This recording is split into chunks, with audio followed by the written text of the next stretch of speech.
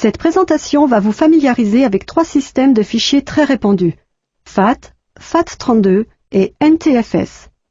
Le système de fichiers d'un ordinateur fait référence aux méthodes que le système d'exploitation utilise pour stocker et gérer les fichiers des lecteurs de disques de l'ordinateur.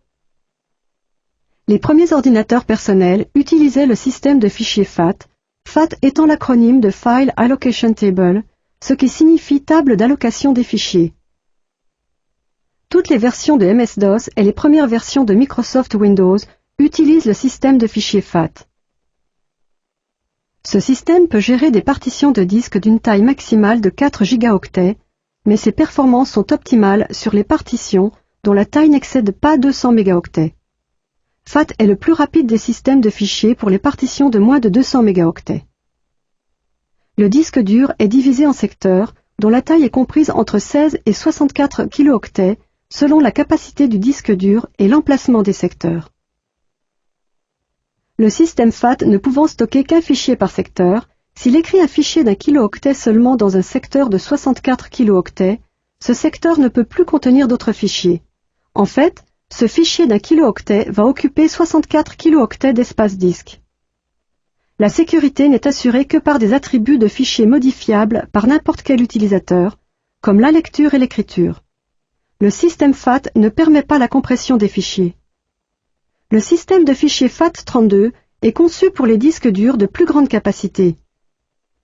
Il peut gérer des partitions d'une capacité maximale de 32 gigaoctets et s'avère nettement plus performant que le système FAT sur les partitions de plus de 512 mégaoctets. FAT32 peut réduire la taille des secteurs jusqu'à 4 kilooctets seulement pour économiser l'espace à mesure que le disque se remplit. L'utilisation de plus petits secteurs dont la taille s'adapte à celle des petits fichiers permet d'occuper moins d'espace disque. En outre, l'accès aux fichiers est plus rapide lorsque les secteurs sont plus petits. Avec FAT32, et comme pour le système FAT, la sécurité n'est assurée qu'avec les attributs de fichiers et la compression des fichiers n'est pas disponible. Le système de fichiers NTFS est particulièrement fiable pour les serveurs de réseau. Il peut gérer des partitions d'une taille maximale de 2 téraoctets. Un téraoctet équivaut à 1000 gigaoctets. NTFS délivre des performances optimales sur les partitions de plus de 400 mégaoctets. Comme le système de fichiers FAT32, NTFS peut réduire la taille des secteurs jusqu'à 4 kilooctets. Du point de vue de l'utilisateur, NTFS est presque aussi rapide que FAT32. Ce sont là de bonnes performances, dans la mesure où NTFS travaille sur des partitions beaucoup plus grandes et que les délais sont plus longs qu'avec le système de fichiers FAT32.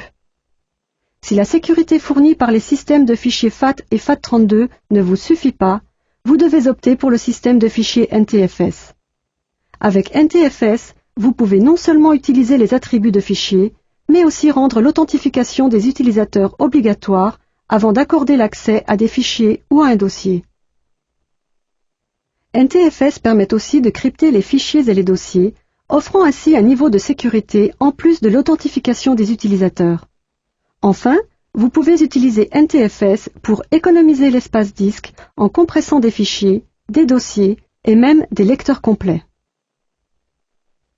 Cette présentation vous a appris que le système de fichiers FAT était le plus rapide sur les petites partitions, que FAT32 était une version optimisée de FAT pour les partitions de plus grande capacité, et que NTFS était conçu pour les grandes partitions des ordinateurs en réseau, pour lesquelles la sécurité ou la compression des données sont essentielles.